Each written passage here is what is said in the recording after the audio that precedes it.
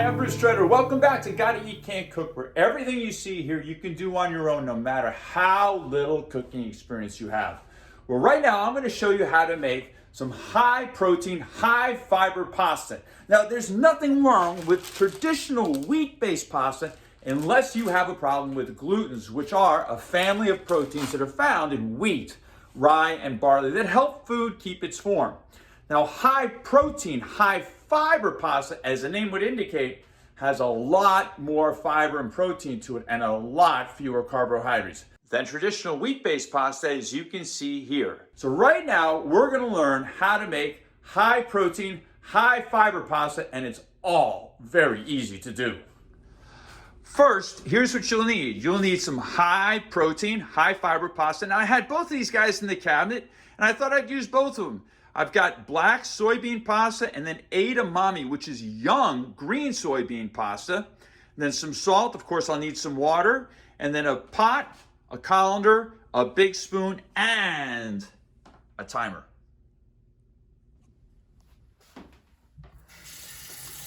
Now first, use cold tap water, not hot tap water, so it's not flavored by the heater. And also, you don't need as much water as most pasta package cooking directions will recommend. All you need is about that much to cook about a half pound of pasta. Put the pot on the stove and turn on the heat to high.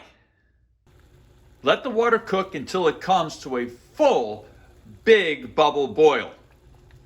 Now you see some steam rising here, but you only see small bubbles in the pot. I call this a small soda fizz bubble boil, which is not the right kind of boil to use to start cooking pasta because it'll throw the cooking timing off and you'll end up with undercooked pasta. This is the full big bubble boil you want. Add about that much salt. You don't have to measure. That's about a teaspoon. I'm adding about a 1/4 pound black bean pasta and about a 1/4 pound green edamame pasta. Now stir, just to start. All right, set a timer for 3 minutes. And you notice I'm using 2 different pastas. One cooks faster than the other one by just a little bit. So I'm using the shorter cooking time, 3 minutes, which will work out just fine. Let the water come to a full boil again, then turn down the heat to medium to keep the water from boiling over in the pot. So the what you have looks about like this. While the pasta cooks, put a colander in the sink. When the timer sounds, give the pasta a quick stir just to keep it from sticking to the bottom of the pan. Then pour the pasta into the colander in the sink. Keep the pasta from continuing to cook, you can use a little bit of cold water, just like that.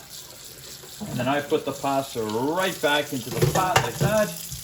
And that is all there is to cooking high protein, high fiber pasta. Now stay tuned for recipes showing how to use this pasta in very easy to make meals at the Gotta Eat, Can't Cook site. That's www.gottaeat.com. GOTTA-eat.com.